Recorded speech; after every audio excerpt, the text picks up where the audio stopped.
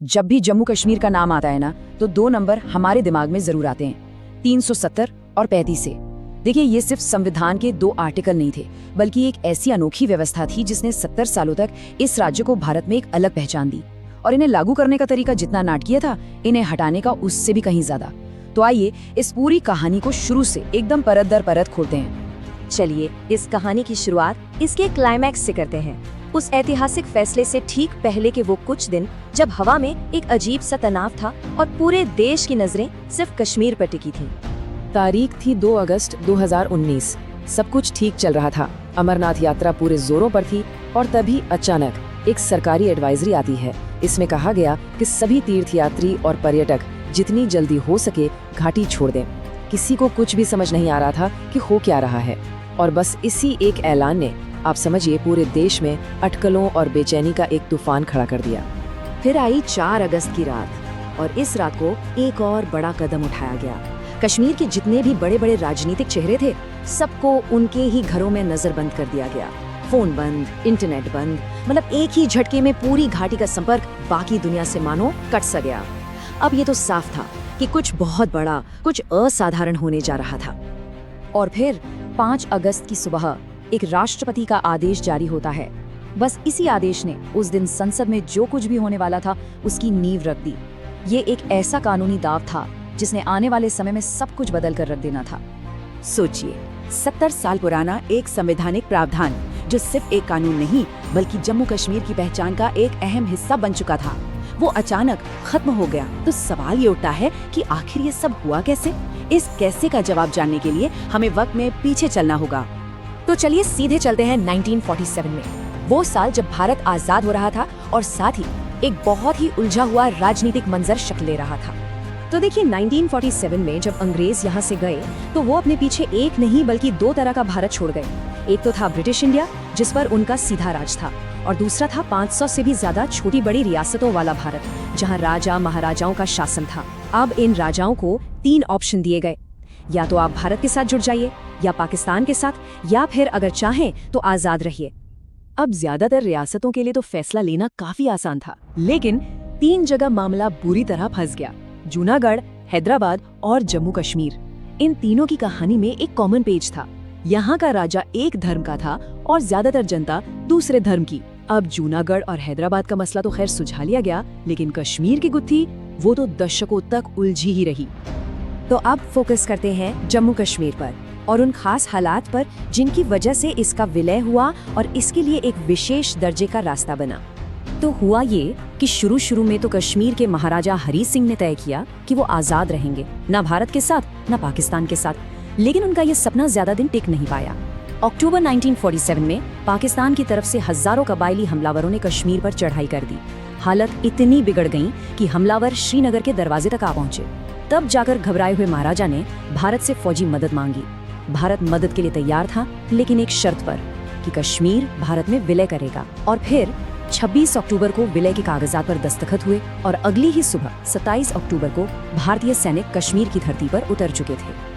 बस इसी विलय की शर्तों को पूरा करने के लिए भारतीय संविधान में अनुच्छेद 370 को शामिल किया गया।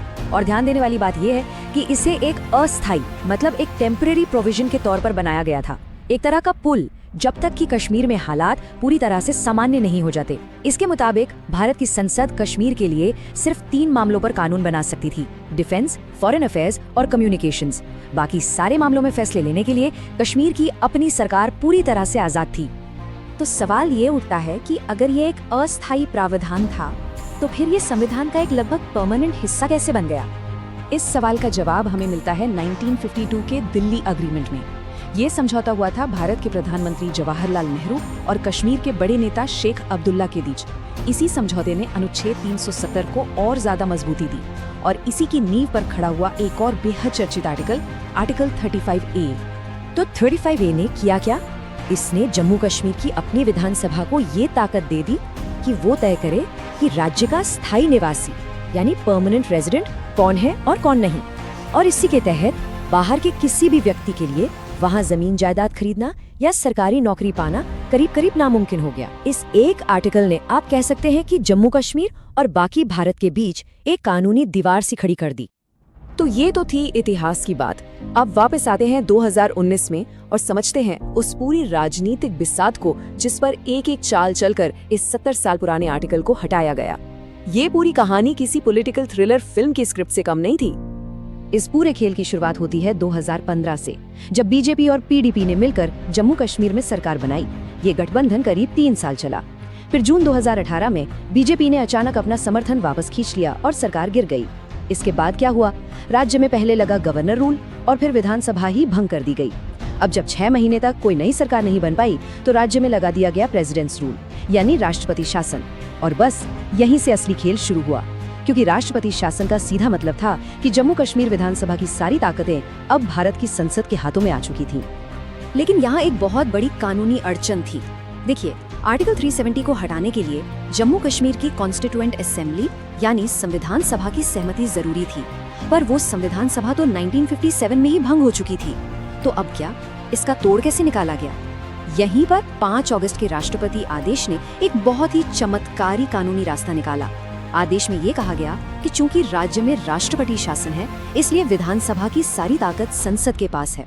और फिर इसी आदेश के जरिए विधानसभा को ही संविधान सभा मान लिया गया। मतलब अब भारत की संसद ही जम्मू कश्मीर की संविधान सभा थी और वही इसे हटाने की मंजूरी दे सकती थी।